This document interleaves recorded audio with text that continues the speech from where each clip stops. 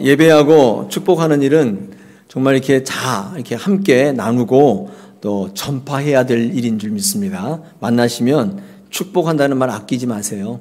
잘 될 줄 믿습니다. 할렐루야. 네, 고맙습니다. 오늘도 예배할 때 하나님의 은혜가 넘치기를 원합니다. 할렐루야. 고맙습니다.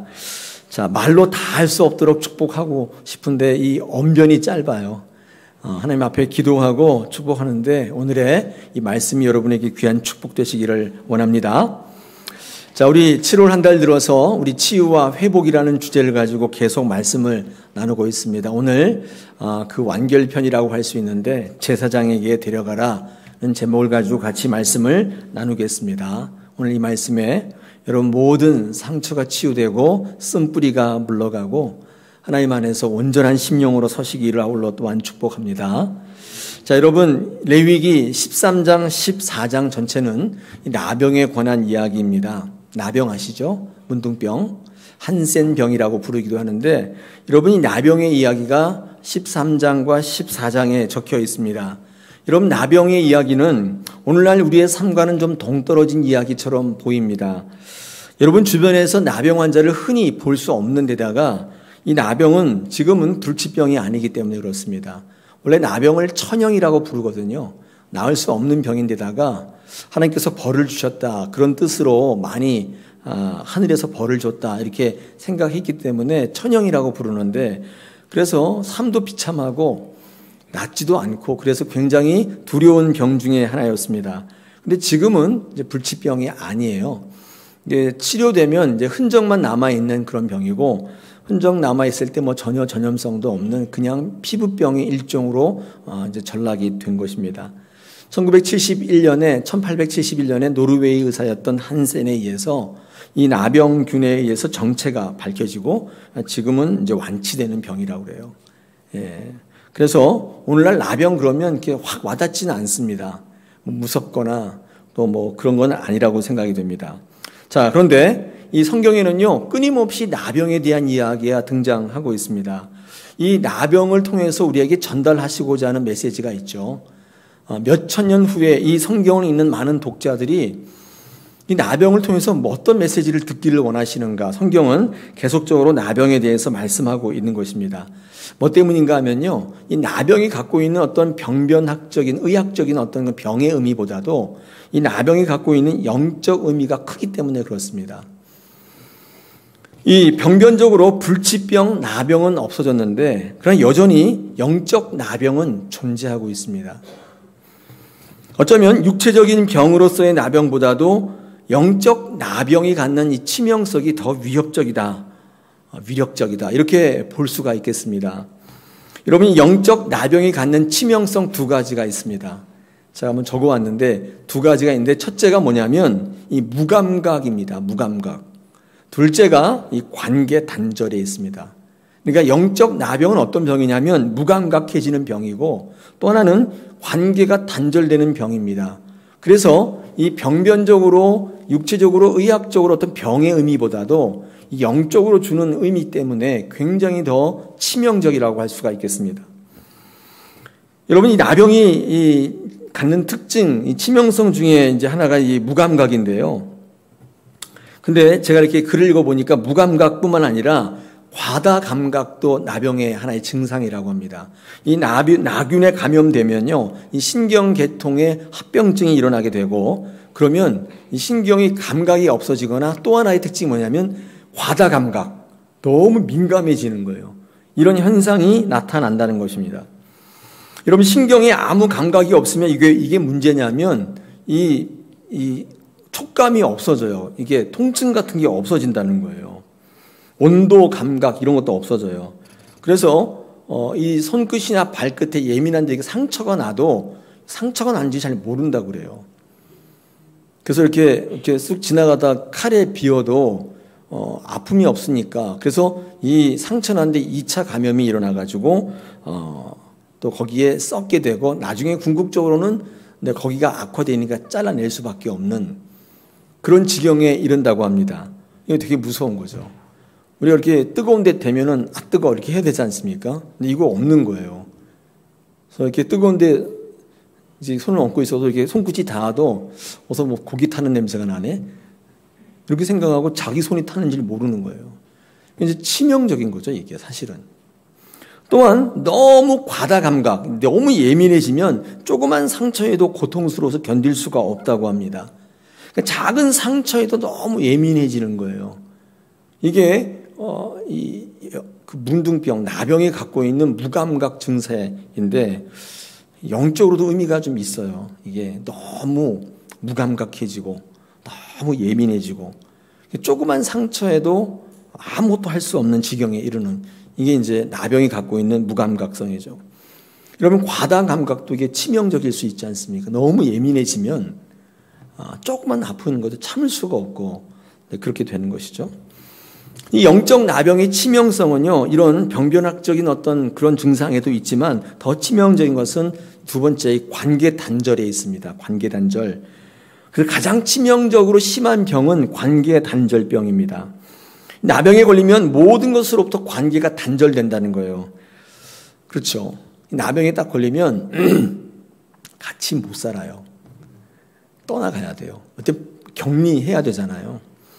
그래서 사랑하는 사람으로부터 내가 익숙한 공간으로부터 더 이상 같이 있을 수 없고 더 이상 머물 수 없으면 어저께까지 가족 품에 있었는데 나병에 딱 확진을 받게 되면 좀 저리 가라고 그래요. 같이 있으면 안 된다고 합니다. 이 거절을 당하는 거죠. 엄마 나야 나. 그래도 야야 저리 가 저리 가. 너 때문에 올물나. 사랑하더라도 같이 살 수는 없어요. 그렇죠. 떨어져야 되는 것이면. 그래서 아무도 없는 곳에 나병 환자들이 모여있는 곳에 가서 같이 살든가 아니면 토굴이나 산속에서 혼자 살아야 되는 것입니다. 예전에 소록도가 그런 곳 아니었습니까? 나병 환자들이 이렇게 모여 사는 곳이었는데 지금은 그렇지는 않지만 한번 생각해 보세요. 가족들이 같이 살다가 나만 혼자 거기 가서 살아야 한다. 어떨까요? 이건 상처를 뛰어넘어서 엄청난 충격일 것 같아요. 여러분 살아가실 수 있겠어요? 거기에 갔더니 뭐 이상한 사람들이 있는 거예요. 손가락도 하나도 없고 얼굴도 다 일그러져 있는 그런 사람이 있는데 어서 오라고 막 그러면 여러분 사시겠어요? 거기서? 어저께까지는 아니었는데 충격이죠. 그래서 이 기록에 보면요, 이 나병 때문에 죽기도 하지만은 사실은 이 사랑하는 사람 익숙한 공동체로부터 분리돼서 외로움에 소외감에 나를 이렇게 만드신 하나님에 대한 분노 때문에 아무것도 할 수 없는 자신의 무력감 때문에 스스로 죽는 사람도 많다고 합니다. 제가 이제 소록도에 관한 기록을 읽어보니까 거기서 나병 환자들끼리 결혼도 하고 그러는데 결혼할 때 조건이 뭐냐면 임신하지 않는다는 조건이래요. 근데 임신하면 강제로 낙태를 시킨대요. 지금에 와서 국가를 향해서 배상이 이루어지고 있고 소송이 이렇게 있다고 하더라고요. 제가 이렇게 글을 읽어보니까. 여러분 그게 나병 환자들이 얼마나 비참하고 얼마나 치명적인지 모든 관계에서 떨어져서 혼자 살아가야 되는 그런 병이죠. 제가 언제 지옥을 설명할 때 이렇게 설명한 적이 있습니다. 혼자 있는 거, 이거 지옥이죠. 여러분 지옥이 어떤 곳일까요? 거기는 하나님의 모든 은혜가 다 사라지고 허벌판에 나 혼자 딱 서 있는 거예요. 그 어떤 은혜도 없어요. 어떤 관계도 없고 하나님이 어떤 관계도 없어요. 그냥 나 혼자 나를 책임져야 되는 상태라고 그랬죠. 그래서 시커먼데 이렇게 늑대 눈 같은 게 뻐끔뻐끔 터서 쳐다보고 있는, 나는 발가벗은 채로 완전히 황량한 벌판에 혼자 서 있는 거예요. 거기가 지옥이다. 우리는 한 번도 경험해 보지 않은 초유의 세계예요.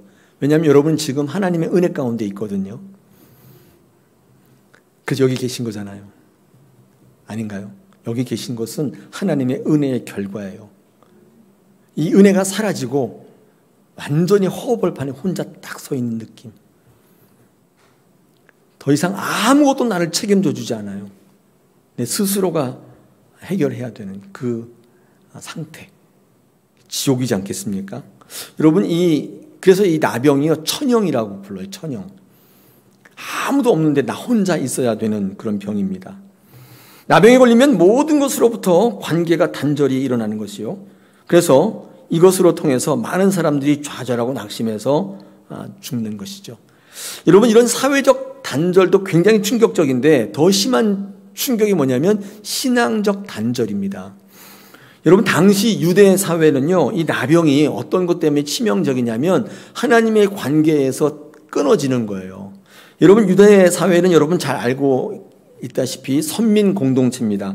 선택받은 하나님의 백성이라는 자부심이나 이 정체성으로 살아가는 민족이잖아요. 선민 공동체인데, 그렇기 때문에 그들이 가장 중요하게 여기는 게 뭐냐면 하나님과의 관계예요. 하나님과의 만남이에요. 이게 굉장히 중요한 그들의 정체성이에요. 그들이 존립하는 근거거든요. 근데 그게 가장 중요한 게 뭐냐면 제사입니다. 그 제사에 나갈 수 있어야 하나님의 백성이고 하나님이 택한 민족이라는 것을 확인하는데, 나병에 딱 걸리면 거기로부터 추방돼요. 이 제사 공동체로부터 추방되기 때문에 더 이상 제사를 드릴 수 없게 되는 것입니다. 제사에 참여할 수 없는 자로 내몰리게 되는 것입니다. 하나님을 만나는 게 중요한데 그걸 못하는 거예요.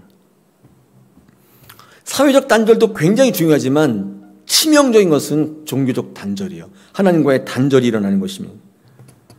그러므로 유대 사회의 나병은 최악의 단절을 갖고 와요. 최악의 상태가 되는 거예요. 혼자 되게 만드는 거예요. 최악인 거예요. 여러분, 죽음이 두려운 이유가 뭐냐면요, 혼자 가야 하는 길이기 때문에 두려운 것입니다. 사랑하는 사람들, 익숙한 것들 떠나서 전혀 알지 못하는 상태로 가는 거예요. 혼자 가는 거예요. 여러분, 아무리 누가 잘해줘도 같이 가주지 않습니다. 친구, 살았을 때 친구죠. 죽을 때 같이 가주지 않아요. 가족 같이 안 갑니다. 동구밭까지는 따라간다고 그랬죠? 동구밭, 장례식장까지는 가요.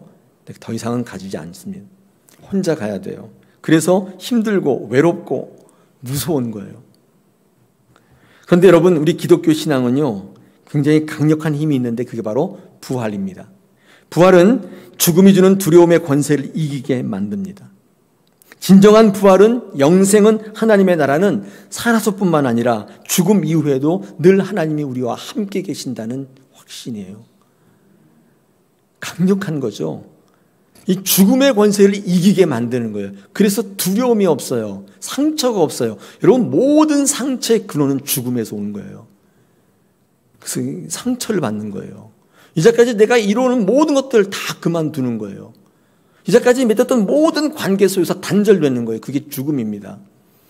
이 죽음을 이기고 부활하고 영생하고 하나님의 나라의 백성 된다는 것은 모든 상처로부터 이기는 길입니다. 여러분, 부활이 강력한 힘인데 죽음의 권세를 이기고 당당하게 승리하게 하는 힘, 부활인 거예요.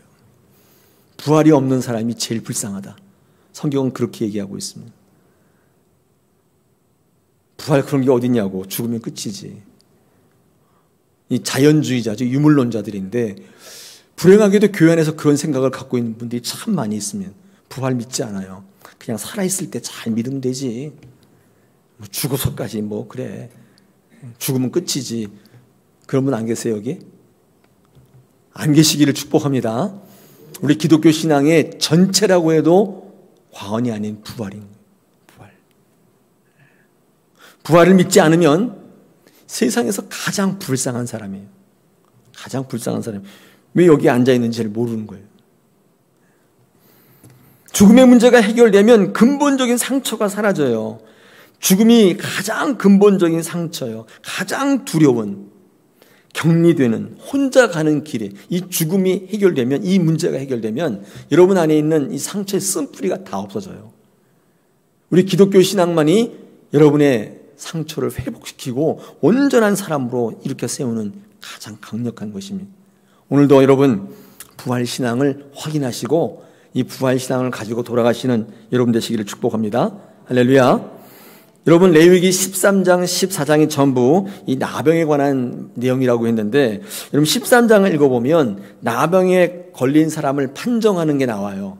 그러니까 내가 나병에 뭐가 좀 이상한데 이게 나병인지 뭔지를 판정하는 기준이 나오고요. 14장에 가시면 나병에 걸렸다가 낫는 거 있죠. 완치가 될 때 이거 나았다고 누가 이렇게 판정을 해줘야 되잖아요. 그 판정에 관한 기록이 나와 있습니다. 그리고 그 이후에 공동체로 다시 이제 복귀하게 되는데 그 과정과 절차를 설명해 놓고 있습니다. 이 레위기 13장, 14장의 말씀이 이제 그런 건데, 중요한 게 있습니다.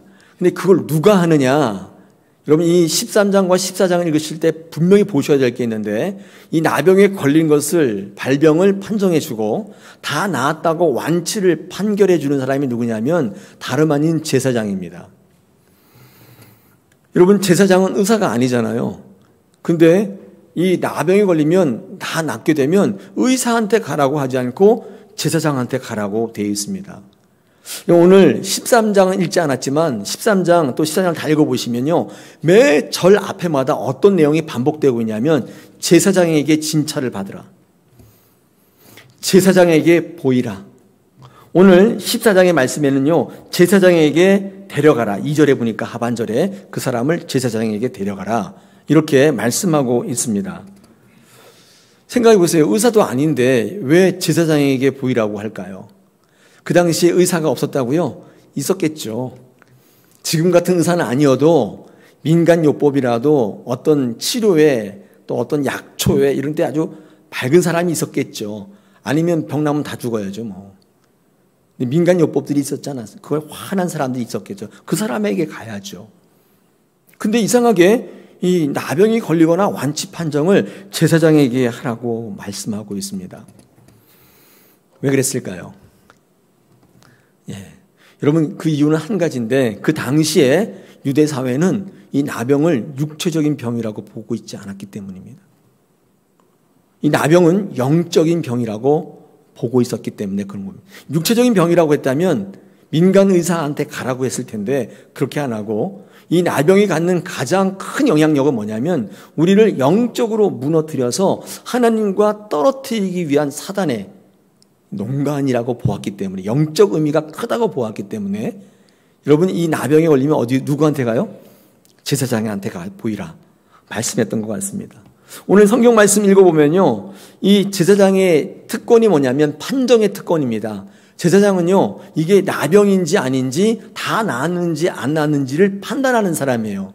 중요한 것은 가만히 성경 읽어보면요, 이 제사장에는요, 나병 그 자체에 대해서는 그 어떠한 권한도 부여되고 있지 않습니다.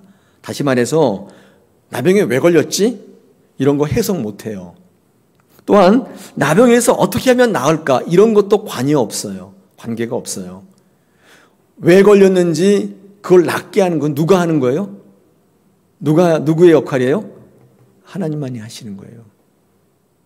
제사장은 단지 이거 나병이네, 다 나았네, 그 정도를 판단하고 다 나은 사람이 주께로 돌아올 때 어떻게 돌아오는지 그 절차를 설명하고 시행하는 사람이지, 나병이 왜 걸렸는지 이걸 어떻게 하면 낫는지 그런 거와는 관계없어요.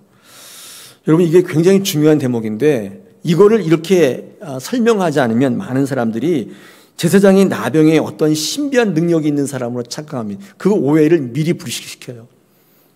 오늘 13장과 14장을 읽어보면 나병에 관하여 제사장은 아무 권한이 없어요. 단지 판정하는 권한만 있어요. 치유가 아니에요. 나병은 제사장이 치유하는 게 아닙니다. 여러분, 4절부터 쭉 읽어보면 나병에 걸린 사람들이 어떻게 이 공동체로 복귀하는지가 나와 있는데, 뭐 예를 들어서 정결한 새 2마리, 백향목과 홍색실 우슬초 준비하라, 옷을 빨고 털을 밀고 몸을 씻어라, 각종 제사를 드려라. 여러분, 이 모든 것은요, 정결하게 하는 예식이지 치유 예식이 아니에요.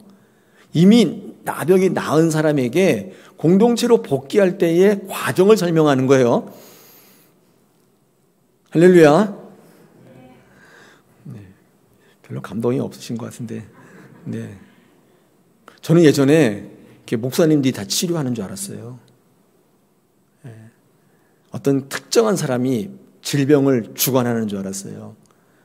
그렇지 않습니다. 하나님이 주관하시는 거예요. 하나님이 어떤 특정한 목적을 갖고 계세요. 병에 관하여. 이 얘기는 다음에 한번 또 주제로 같이 다루겠습니다. 여러분, 13장과 14장을 다 읽어보시면요, 매 앞절마다, 매 절마다 그랬잖아요. 제사장에게 진찰을 받으라. 제사장이 보기에는 이런 말들이 계속 반복되어 나옵니다. 이 말은 뭐냐면 제사장은 판단자이지 치유자가 아니라는 거예요. 이 사실을 먼저 알고 성경 말씀을 좀 보셔야 되겠습니다. 여러분, 제사장은 그래서 이 나병을 진찰해서 판정해서 이 사람이 격리되어야 될지 복귀되어야 할지를 결정하는 사람입니다. 여러분, 그래서 제사장이 갖고 있는 가장 중요한 역할 중에 하나가 이 중개하는 거예요. 중개, 연합시키는 거예요. 또는 이 공동체가 깨지지 않도록 보호하는 역할을 제사장이 갖고 있는 것입니다. 제사장은 그렇죠. 이 의사가 아님에도 불구하고 이런 결정권을 주었던 것이 이 나병에 관한 유대 사회가 영적인 의미를 더 크게 보았기 때문입니다. 이 무감각한 병, 또 이 관계의 단절, 이 두 가지 치명성을 더 부각하고 있었기 때문에 이 제사장에게 권한을 준 거예요. 민간 의사에게 권한을 준 게 아니라 그들이 판단한 게 아니라 제사장이 판단한 것입니다. 여러분, 일찍이 이사야는요, 이사야 6장 9절로 10절에서 이 이스라엘 백성에 대해서 앞으로 어떠한 시대가 될 것인지를 예고한 게 있습니다. 이 영적인 나병이 걸릴 것이다. 이렇게 예고한 게 있는데 제가 한번 읽어보겠습니다. 앞에 화면에 보시면 9절 10절입니다. 여호와께서 이르시되 가서 이 백성에게 이르기를 너희는 듣기는 들어도 깨닫지 못할 것이요 보기는 보아도 알지 못하리라 하여 이 백성의 마음을 둔하게 하며 그들의 귀가 막히고 그들의 눈이 감기게 하라. 염려하건대 그들이 눈으로 보고 귀로 듣고 마음으로 깨닫고 다시 돌아와 고침을 받을까 하노라. 앞으로 어떤 시대가 오냐면 보기는 보는 게 아니래요. 듣는 게 아니래요. 그러니까 완전히 무감각한 병이 올 거다. 그 뒤에 내가 그들을 회복시킬 거다. 이사야를 통해서 그 시대를 예언했습니다. 여러분, 신약 시대에 와서 마태가 이 예수님 당시에 많은 사람들이 그렇게 되었다는 것을 이 이사야를 통해서 다시 한번 이 영적인 나병의 치명성을 밝히는 구절이 있습니다. 마태복음 13장 13절 14절입니다. 그러므로 내가 그들에게 비유로 말하는 것은 그들이 보아도 보지 못하며 들어도 듣지 못하며 깨닫지 못함이니라. 이사야의 예언이 그들에게 이루어졌으니 일렀으되 너희는 듣기는 들어도 깨닫지 못할 거요 보기는 보아도 알지 못하리라. 이 예언이 이루어졌다는 거예요. 그 당시에 영적 나병의 이 무감각이 얼마나 심각했는지를 지적하는 거예요. 관심이 없어요. 영적으로 무감각해진 거예요. 여러분, 예수님도 이 영적 나병의 무관심에 대해서 다음과 같이 지적하십니다. 마태복음 11장 17절에서 이르되 우리가 너희를 향하여 피리를 불어도 너희가 춤추지 않고 우리가 슬피 울어도 너희가 가슴을 치지 아니하였다 함과 같도다. 예수님이 이렇게 말씀하셨어요. 피리를 부는데 가만히 있어요. 이 피리는 지금에 말하면 아주 현란한 악기 같은 거겠죠. 그럼 좀 이렇게 막 움직이고 해야 되잖아요. 아무리 얘기해도 가만히 앉아 계신 말통을 쳐다보면서 내가 감동을 받나 봐라. 웃긴 얘기하면 내 절대로 안 웃는다. 난 절대로 안 웃어. 그래서 막 참어. 웃겨도 참아. 반응이 없다는 거예요. 피리를 불었는데 춤을 안 춘대요. 가슴을 치고 울었는데 슬피 우는데 슬피 울어도 가슴을 치지 않는데요. 그냥 돌보듯이 하는 거죠. 그런 영적인 무감각 시대가 되었다고 예수님은 지적하고 계십니다. 여러분, 그 당시에 구약시대, 신약시대뿐만 아니라 오늘날 기독교의 영적 해석도 다르지 않습니다. 육체적인 병으로서의 나병의 치명성은 사라졌지만은 이 영적 치명성은 아직도 계속되고 있다는 보는 견해예요. 우리 기독교도 그렇게 해석하고 있습니다. 영적으로서의 이 나병은요, 똑같이 우리 기독교 신앙에도 무감각 병입니다. 하나님에 대해서 무감각해요. 교회에 대해서 무감각합니다. 썩어가도 알지 못해요. 나중에 귀한 것들이 썩어져 떨어져 나가야 그때 비로소 아는 거예요. 내 것이 아니면 관심 없어요. 그냥 누가 잘못돼도 관계없고 그냥 나만 잘 되면 된다. 여러분, 이게 우리 기독교 사상, 특히 종교개혁 이후에 기독교 사상에 불어닥친 영적 나병의 치명성이에요. 무감각증. 관심이 없어요. 교회 뭐 한다 그래도 그냥 알아서 하겠지 뭐. 그런 거죠. 여러분, 이 영적 나병에 걸리게 되면 가장 치명적 증상이 이 성도들에게 나타나는데 그게 이제 관계 단절입니다. 제일 먼저 하나님과의 관계가 먼저 단절이 일어나요. 이 하나님과의 관계 단절은 성도의 삶에 어떤 증상으로 나타나는가 하면 말씀이 들리지 않는 증상으로 나타나고 예배를 떠나게 되고 말씀을 떠나가게 되는 증상으로 나타나요. 예배를 안 드리게 돼요. 그게 이제 이 영적 무관심에 대한 관계 단절의 첫 번째 증상이에요. 제가 이제 책을 보면 여러 가지 있는데 한 가지만 말씀드리면 이런 거예요. 예배를 안 드리게 돼요. 말씀도 떠나게 돼요. 그런데 이 일에 대해서 우리 스스로는 합당한 이유를 찾고 합리화시켜요. 나는 이렇기 때문에 예배를 드릴 수 없는 사람이야. 합리화시키고 그 다음에 정당성을 갖게 돼요. 그래서 계속적으로 말씀과 더불어 멀어지게 되는 것입니다.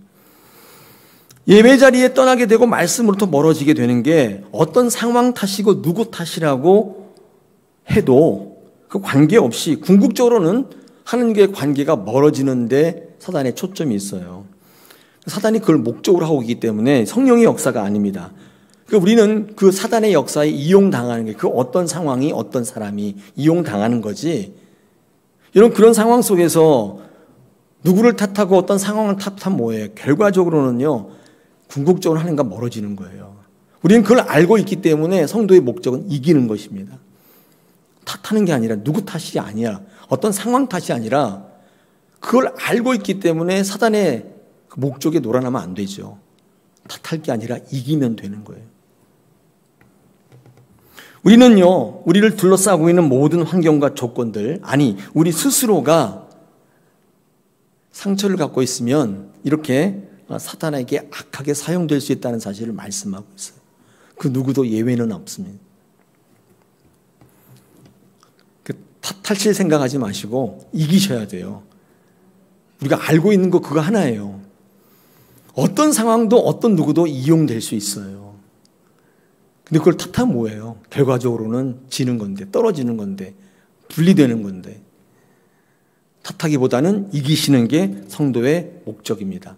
자, 그렇다면 이 영적인 나병으로 회복이 되면 어떤 절차를 통해서 오는가, 이 문제를 한번 같이 좀 나눠보겠는데, 오늘은 14장을 중심으로 제사장이 어떻게 회복해야 하는가, 어떤 과정을 밟게 하는가, 그 내용입니다.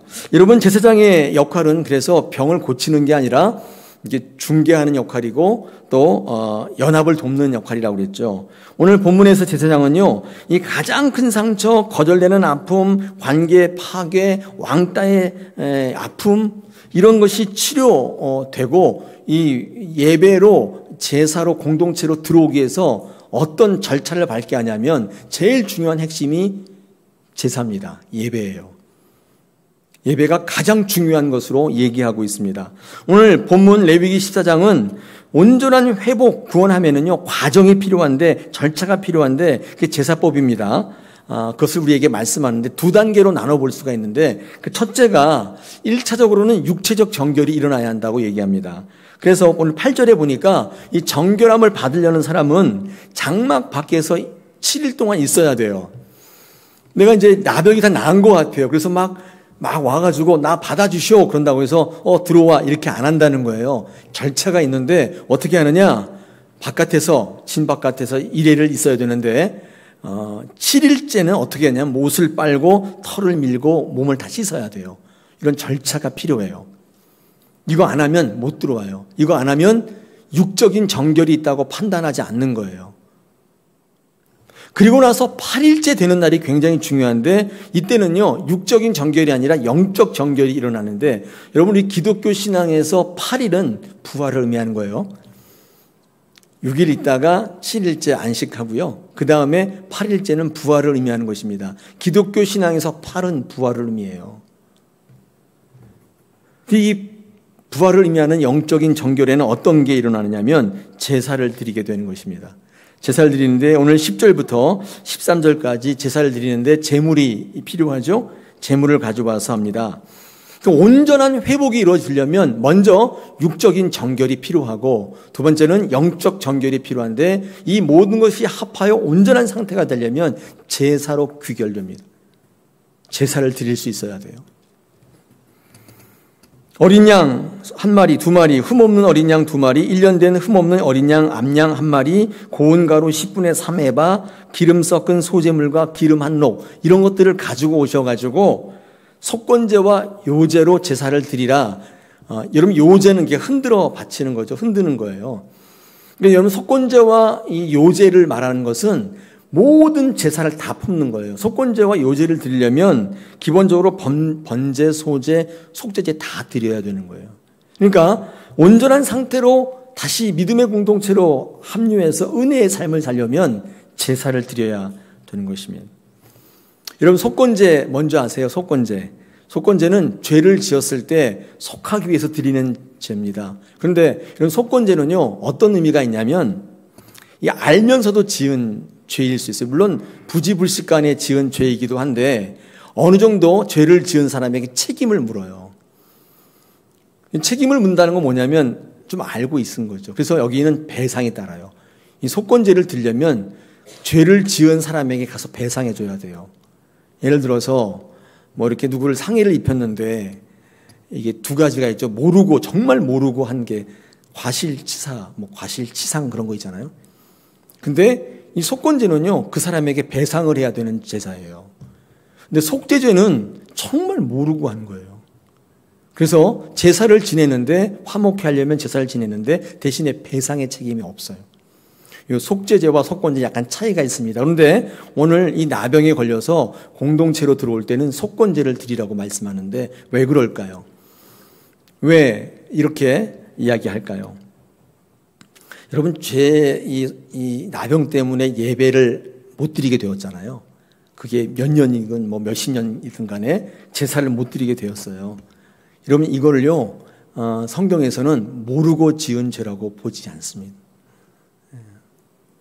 불가피한 거잖아요. 나병에 걸려서 제사를 못 지냈는데 근데 이게 왜 속죄제가 아니라 속건제냐 이렇게 물을 때 우리가 대답할 수 있는 게 있어요.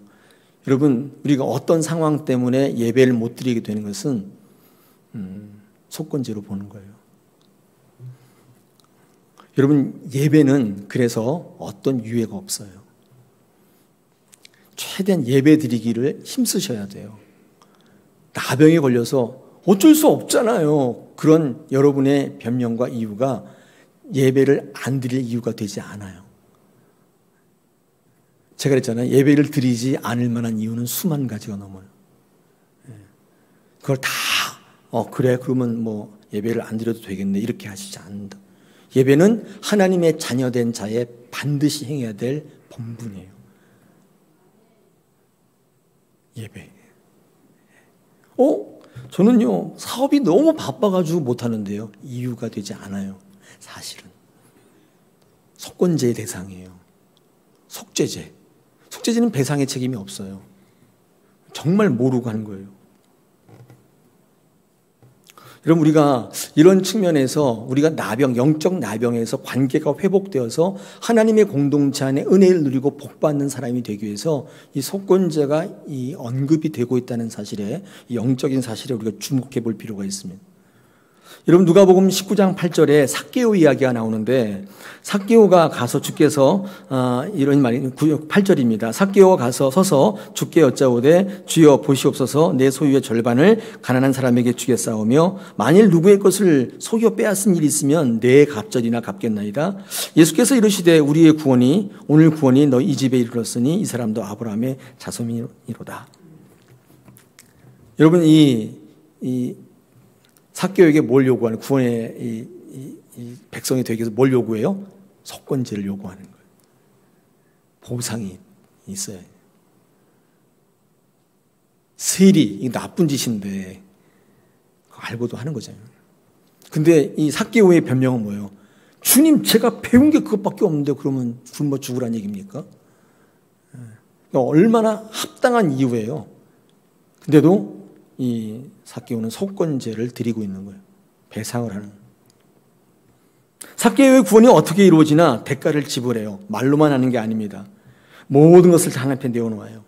온전해지기 위한 제사 중에 속건제는요, 그래서 회개와 용서를 의미하는데, 용서는 반드시 대가를 지불해요. 예수님도 여러분을 구원하실 때 말로 하신 게 아니에요. 어떻게 해요?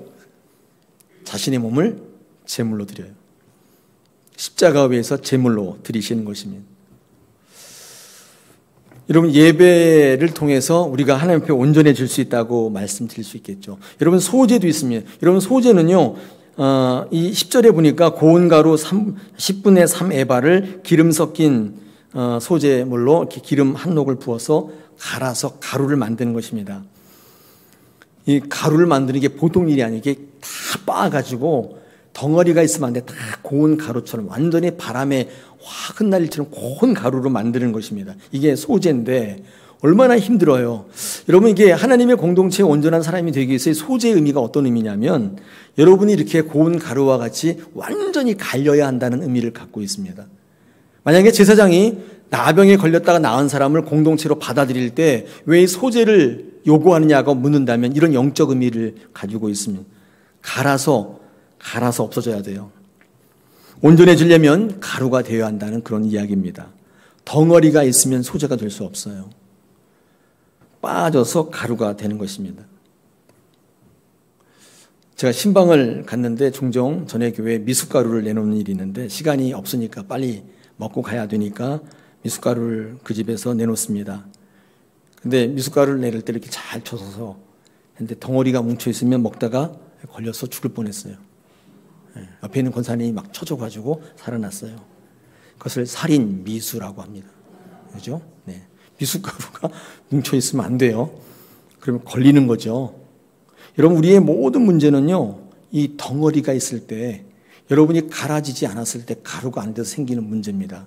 앞에 보시면 이 아르헨티나 유명한 목사님 후안 카를로스 오르티즈라고 하는 목사님이 있는데, 이분이 쓴 책 가운데 굉장히 많은 책을 썼는데 이 제자입니까라는 책이 있어요. 그 안에 이 으깬 감자 이야기가 있습니다. 이건 굉장히 유명하기 때문에 아마 인터넷에도 많이 회자되고 있는데, 이 내용이 뭐냐면 이 성도들이요, 감자인데, 여러분 감자 보셨죠? 굉장히 못생겼잖아요.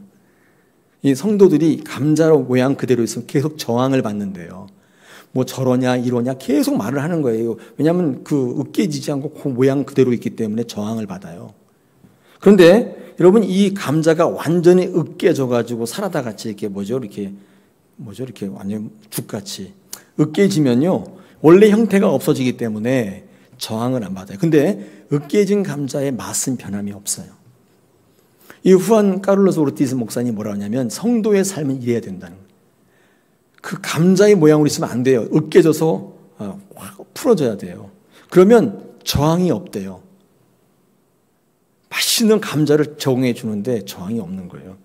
그 글에 보면 이런 게 있어요. 가는 곳곳마다 문제를 일으키는 사람이 있다. 그 이유가 뭐냐? 으깨지지 않았기 때문이다. 자기의 모습 그대로 있기 때문입니다. 계속 저항을 받고 저항을 주는 거예요. 계속 누군가를 뭐라고 하고 그 사람 뭐라고 받기를 해요. 계속 그런 관계인 거예요. 쓰임 받으려면 가루가 되지 않으면, 자기 형체가 없어지지 않으면 쓰임 받을 수 없다. 으깨져서 없어지면 저항이 없어지는데 영향력은 그대로다. 이게 오늘날 우리의 성도의 모습이다. 여러분, 이 나병으로 있다가 다시 온전해지려면 뭐가 가루가 되어야 되냐면, 패배의식, 왕따의식, 대인기피증, 무력감, 열등감, 자격지심, 여러분 이런 것들이 가루가 되어야 그래야 공동체 일원으로 쓰임받을 수 있어요. 다시 예배자로 불림을 받아요. 여러분, 왕따 이런 게, 나병 환자들은 이런 게 굉장히 심하잖아요. 격리되어 있었기 때문에.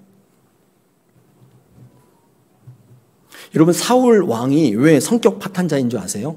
왜 분노 조절 장애자인 줄 아세요? 사울 왕이 그렇잖아요. 갑자기 가만히 있다가 다윗만 보면 창 던지잖아요.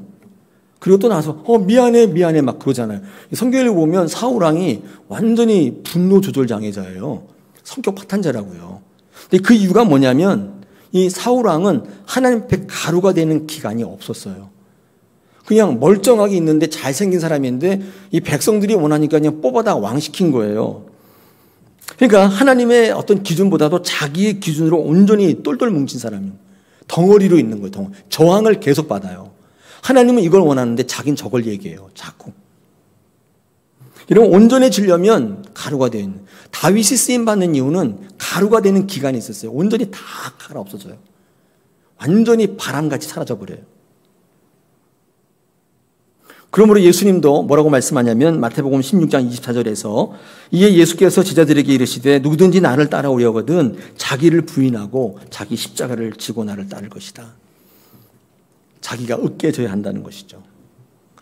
여러분, 이게 소재 의미입니다. 여러분이 다시 영적인 나병에서 공동체로 들어와 이 상처가 회복되고 무슨 일을 하시려면 또 다시 번제가, 이런 번제는 모든 것의 중심이에요. 이 제사의 중심. 모든 게 다 번제, 다 태워야 되거든요. 중심이죠. 이 중심이 뭐냐면 이게 이제 번제예요. 번제를 드려야만, 태워야만 이제 제사가 되는 것입니다. 여러분, 이 예배의 가장, 신앙의 회복의 가장 중심은 예배입니다. 이렇게 말씀드리지 않을 수 없어요. 예배입니다. 온전해지시려면 다른 거 다 거두절미하고 예배 드리셔야 돼요. 예. 예배 열심히 드리시길 축복합니다. 할렐루야. 아무 일도 안 하셔도 돼요. 예배하시기만 하면 돼요. 그럼 이거 누가 합니까? 하나님 다 하세요. 다 예배자 중에 나타나요. 예배 드리시면 되는 거예요. 온전한 신앙이 이루어지기 시작합니다. 예배 안 드리시면 요령을 자꾸 배우게 돼요. 세상 지식은 박식한데 성경을 아는 지식은 초등학교 수준이라면 기본이 잘못되어 있는 거지. 예배하시면 스물스물 제자리를 찾기 시작해요. 가장 중심이 예배다. 그게 번제가 갖고 있는 이 메시지입니다. 여러분, 볼링 잘하세요? 여러분, 볼링을 만든 사람이 누군 줄 아세요? 종교개혁가 마틴 루터입니다. 진짜예요? 원조는 아니고요. 그 전에 이렇게 들판에서 뭐 하는 볼링 같은 게 있었다는데 지금 여러분이 하는 형태의 볼링을 만든 사람은 마틴 루터예요.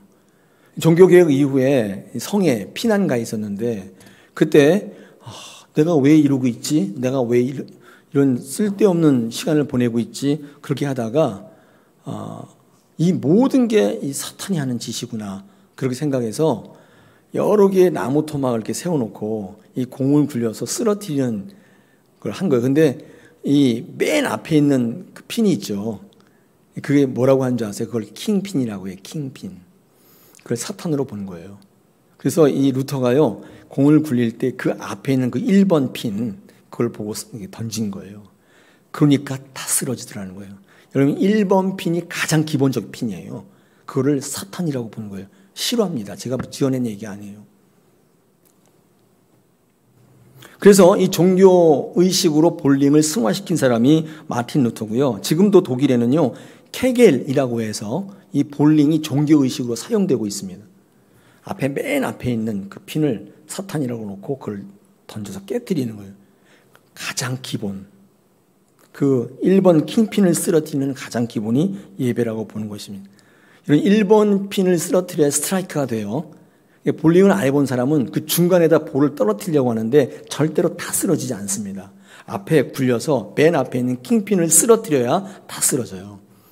이 원리를 종교적으로 승화시킨 사람이 바로 마틴 루터라고 하는 것입니다. 제가 볼 때 우리의 상처가 회복되고 온전한 사람이 되기 위해 가장 중요한 핵심, 가장 기본적인 거 번제, 가장 중요한 예배인 것입니다. 이 번제의 기본 정신은 철저히 죽는 것입니다. 내장을 뜨고 각을 다 끄집어내고 내장을 집어내고 불로 다 태우는 것입니다. 혈기가 다 철저히 죽는 것입니다. 자기 생각들이 다 내려놓는 것입니다. 그때 공동체가 회복되기 시작한다는 거예요. 솔로몬이 예배를 참 잘 드렸기 때문에 높임을 받았는데 말년에 많은 수를 써요. 우상 숭배합니다. 하나님 외에 다른 것들을 자꾸 추구해요. 그래서 오히려 그가 약해지게 됩니다. 다윗은 강력해졌던 이유가 한 가지예요. 오직 하나님만 바라봐요. 제사에 목숨을 거는 사람이에요. 그랬더니 하나님께서 그를 쓰시지 않습니까? 저는 지금 여러분이 상처 가운데 굉장히 힘들어하고 어려워하는 분이 있다면 이 공동체 속에서 은혜를 누리고 하나님의 사람으로 돌아가기 위해서 오늘 성경 말씀에 입각해서 위해서 여러분에게 예배를 소개합니다. 목사님, 주일 한 번만 드리면 되죠. 그렇지 않습니다.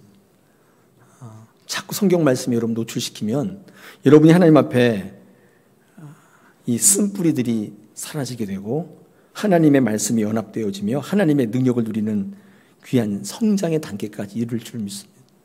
여러분, 예배하는 게 얼마나 어려워요. 저는 그렇게 생각합니다. 교회에서 가장 힘든 일은 예배하는 거예요. 새벽 예배하고 수요 기도에 나오고 금요 기도에 하고 주일 예배까지 이게 열일을 하신다고 생각해요. 열일이에요, 이게. 그 어떤 일보다 힘든 거예요. 그럴 때 하나님께서 그 사람을 온전케 세워주시는 것입니다. 오늘 11절에 보니까 제사장이 정결을 받을 자와 그 물건을 회막문 앞에 둔다. 여러분, 회막문이 이게 그 번제단 북쪽에 있거든요. 그러니까 완전히 성전 안으로 들어와 있는 겁니다. 그때 그가 완전히 하나님의 사람으로 세움을 받게 된다는 뜻이죠. 여러분, 오늘 이 시대는요, 온전치 않은 시대입니다. 왜곡된 게 진리처럼 여겨지고 있고 온전한 것이 무엇인지가 분별이 안 돼요. 많은 사람들이 외치면 그게 온전한 것으로 착각이 되는 시대. 그래서 진리를 분별할 수 없는 시대입니다. 온전한 모습으로 함께 나가려면, 나병에 걸려서 온전해져서 공동체 가운데 인정받고 하나님이 인정하는 사람이 되려면 이 절차법이 굉장히 중요한데 그 핵심이 예배입니다. 우리 이 가운데 예배를 우습게 여기신다면 내려놓으십시오. 이런 예배 드린다고 뭐가 돼? 절대로 아닙니다. 예배를 평가절하하지 마십시오. 예배의 무용론으로부터 나오셔야 돼요. 모든 것을 온전케 하는 힘, 상처로부터 회복되고 치유하는 힘, 이 성령의 치유의 힘은 바로 예배에 있습니다.